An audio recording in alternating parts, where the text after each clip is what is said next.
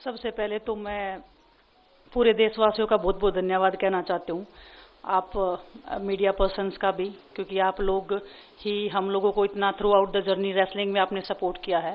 तो मैं उम्मीद करती हूँ कि मैं आपकी उम्मीदों पे खरा उतरूँ बिल्कुल। और कांग्रेस पार्टी का मैं बहुत बहुत धन्यवाद करती हूँ, क्योंकि जब बोलते हैं ना कि बुरे टाइम में पता लगता है कि अपना कौन है। जब हम रोड पे घसीटे जा रहे थे तो छोड़ के बीजेपी को देश में जितनी भी पार्टियां हैं वो हमारे साथ में थी, हमारे दर्द को समझ पा रही थी, हमारे आंसुओं को समझ पा रही थी।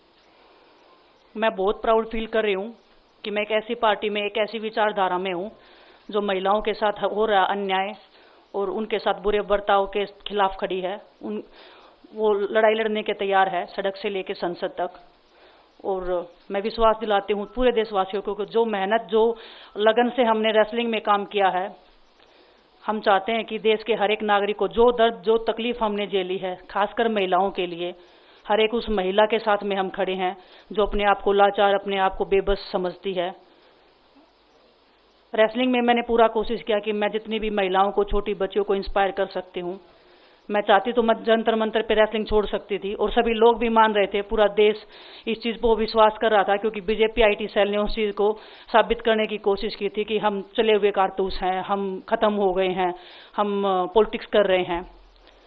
उन्होंने बोला मैं नेशनल नहीं खेलना चाहती, मैंने नेशनल चैंपियनशिप खेला। उन्होंने बोला ये ट्रायल्स दे के नहीं जाना चाहते, मैंने ट्रायल्स भी दिया। उन्होंने बोला कि ओलंपिक्स लेवल तक नहीं जाना चाहते, मैं ओलंपिक्स में गई, मैं फाइनल्स में गई। अनफॉर्चुनेटली परमात्मा को कोई और चीज़ मंजूर होगी। एक चीज़ मुझे पता है कि जब मेहनत आप करते हो तो ज़रूरी नहीं कि आपको उसी दिशा में मिले, कई बार दूसरी चीज़ों में भी आपको वो फल मिल जाता है। और परमात्मा ने मुझे मेरे देश के लोगों की सेवा करने का जो मौका दिया है, वो मैं मानती हूँ कि उससे बड़ा पुण्य का काम कोई नहीं हो सकता है। मेरे लिए बहुत प्राउड की बात है। एक मैं नई पारी की शुरुआत कर रही हूँ आज से।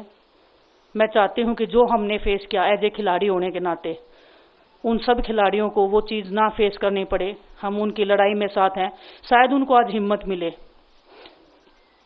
कि जो पार्टियां पावर में रहती हैं शायद वो साथ में नहीं खड़ी हो, लेकिन उनके बहन भाई हैं जो उनके साथ में खड़े हैं। और हमें पता है स्पोर्ट्स में कितना गलत होता आया है, नहीं बोल पाते हैं खिलाड़ी। आप हमसे देख लो, बजरंग के ऊपर डोप का बैन लगा दिया 4 साल का, सिर्फ किसी लिए कि सिर्फ उन्होंने आवाज़ उठाई थी हमारे साथ बैठ के। तो उसका भुगतान हम कर रहे हैं, आज तक कर रहे हैं, लेकिन हम डरेंगे नहीं, पीछे नहीं हटेंगे। जो लड़ाई थी वो जारी है, खत्म नहीं हुई है। कोर्ट में हमारा केस चल रहा है, वो लड़ाई भी हम जीतेंगे, जिंदगी की जंग भी हम जीतेंगे।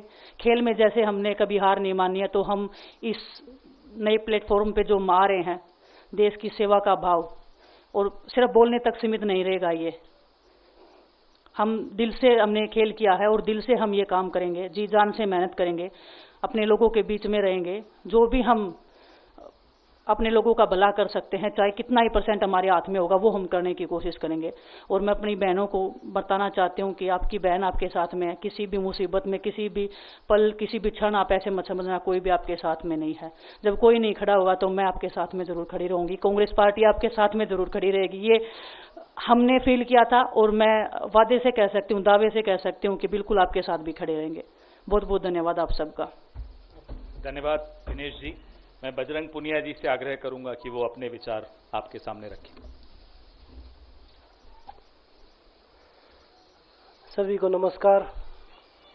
और मैं धन्यवाद दूंगा केसी जी का, हरियाणा के प्रभारी हमारे दीपक बावरिया जी का, अध्यक्ष हमारे उदयभान जी का, पवन खेड़ा जी का, और विनीत पुनिया जी का, और जितने भी कांग्रेस के हमारे लीडर हैं उन सब का, कि हमें विनेश ने बताया कि बुरे समय में हमारे साथ खड़े हुए।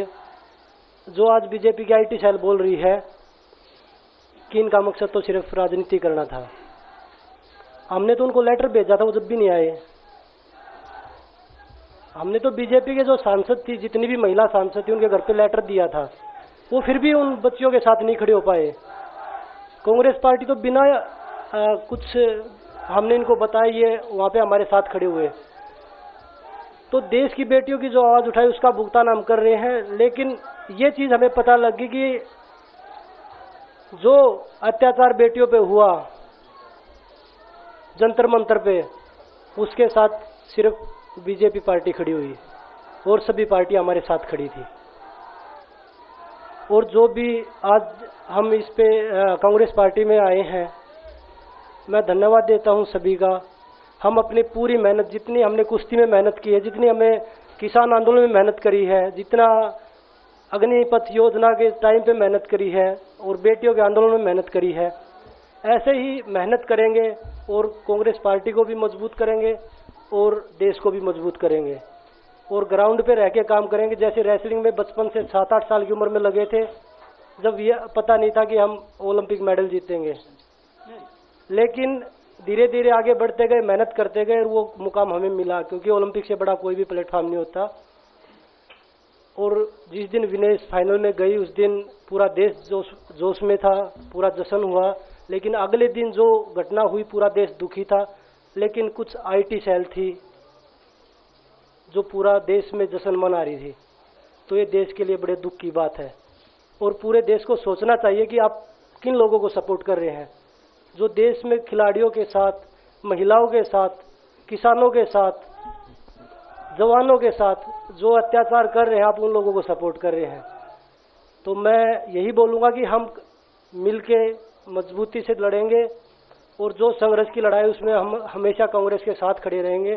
और जो विनेश ने बोला कि हम हर जो महिला, जो बेटियां, देश की बेटियां हैं जिनके साथ अत्याचार होता है, हम उनकी आवाज हमेशा उठाते रहेंगे।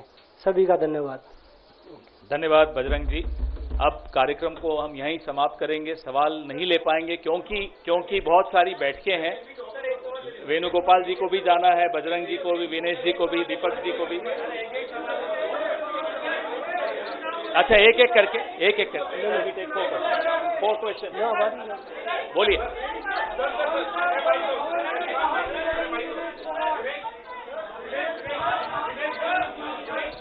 अगर ऐसे होगा तो कोई सवाल नहीं पूछ पाएंगे।